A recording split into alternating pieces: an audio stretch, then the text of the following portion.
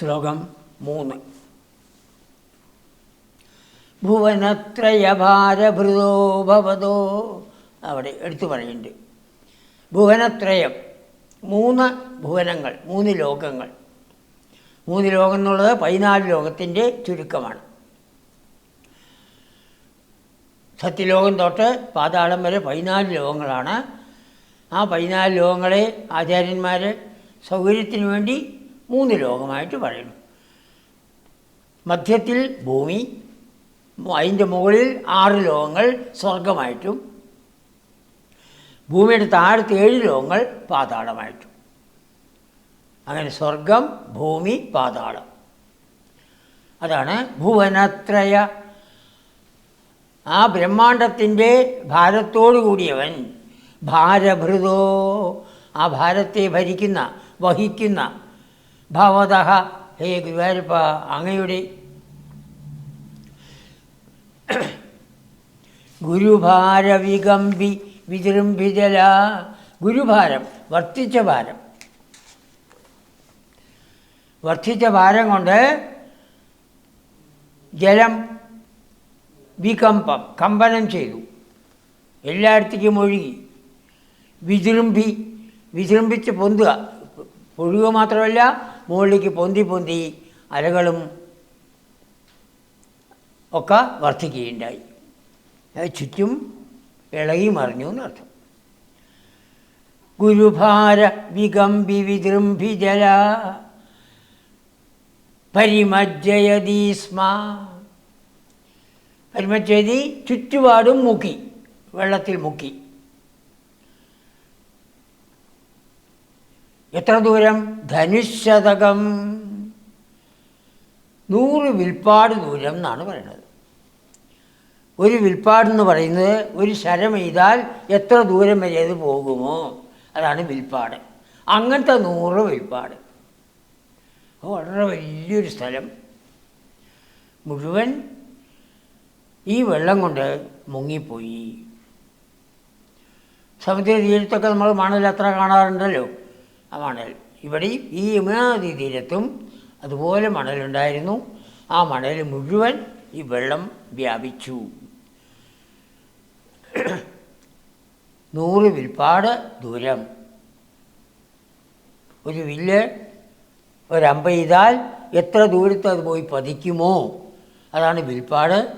അങ്ങനെയുള്ള 100 വിൽപ്പാട്, ധനുശതകം ദൂരം അതെത്തുന്നു. പരിമജ്ജയതി സ്മ, അത്രയും സ്ഥലത്തിനെ വെള്ളത്തിൽ മുക്കി. തടിനി ഝടിതി സ്ഫുടഘോഷവതി. തടിനി നദി, അത് പെട്ടെന്ന് എന്തെന്നില്ലാത്ത ശബ്ദത്തോടുകൂടി ഒഴുകാൻ തുടങ്ങി. ഭഗവാന്റെ ചാട്ടം കൊണ്ട് വെള്ളം 4 ഭാഗത്തേക്കും കവിഞ്ഞൊഴുകി. താഴത്തേക്കും അത് വേഗത്തിൽ. സ്ഫുട ഘോഷവതി, എന്തെന്നില്ലാത്ത ഘോഷത്തോടുകൂടി, ശബ്ദത്തോടുകൂടി അത് 4 ഭാഗത്തേക്കും ഒഴുകാൻ തുടങ്ങി.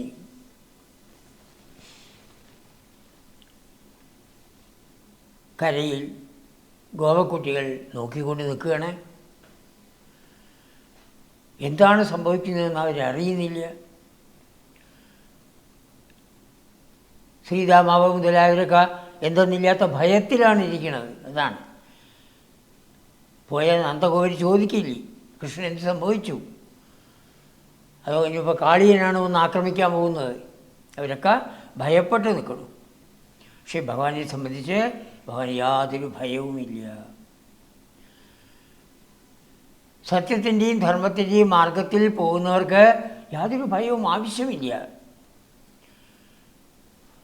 പിന്നെ ഈ ശരീരം നശിക്കുന്നതാണെങ്കിൽ പ്രാരബ്ധം കഴിയുമ്പോൾ നശിക്കുകയാണ്, നിവൃത്തിയില്ല. പ്രാരബ്ധം പുഷ്യതി ബഭുഹു എന്ന് പറയും. പ്രാരബ്ധമാണ് നമ്മുടെ ഈ ശരീരത്തിനെ പോഷിപ്പിക്കുന്നത്. അതുപോലെ പ്രാരബ്ധം തന്നെയാണ് ഇതിനെ നശിപ്പിക്കുന്നത്. എപ്പോൾ പ്രാരബ്ധം കഴിഞ്ഞോ ശരീരം നശിക്കുന്നു. അപ്പോൾ വർദ്ധിച്ചതായ ഭാരത്തോടുകൂടിയ ഭഗവാൻ, ഭാരം ഭഗവാൻ ഉണ്ടാക്കുന്നതാണ്, അത്രയേ ഉള്ളൂ. സിദ്ധി യോഗീശ്വരന്മാർക്കുള്ളതായൊരു ഇതാണ്, സിദ്ധിയാണത്. അണിമാ മഹിമാ ചെയ്വ ലഘിമാ ഗരിമാ തഥാ. ശരീരത്തിൻ്റെ ഘനം കുറയ്ക്കാൻ സാധിക്കും, ഘനം കൂട്ടാൻ സാധിക്കും. ശരീരത്തിൻ്റെ വലിപ്പം കുറയ്ക്കാൻ സാധിക്കും, വലിപ്പം കൂട്ടാൻ സാധിക്കും. അങ്ങനെ എട്ട് വിധത്തിലുള്ളതായ സിദ്ധികൾ, അഷ്ടസിദ്ധികളെക്കുറിച്ച് പറയും. ഭഗവാൻ എല്ലാ സിദ്ധികളും ഉള്ള ആളല്ലേ. ആ സിദ്ധിയിൽപ്പെട്ട ഒന്ന് തൻ്റെ ഭാരത്തെ ഞങ്ങൾ വലുതാക്കി. അങ്ങനെയുള്ള ഭഗവാന്റെ ആ വർദ്ധിച്ച ഭാരം കൊണ്ട് ജലം 4 പാടും കവിഞ്ഞൊഴുകി. 100 വിൽപ്പാട് ദൂരം ആ വെള്ളം ഒഴുകി. ആ നദിയുടെ ഒഴുക്കും വളരെ വേഗത്തിലായി.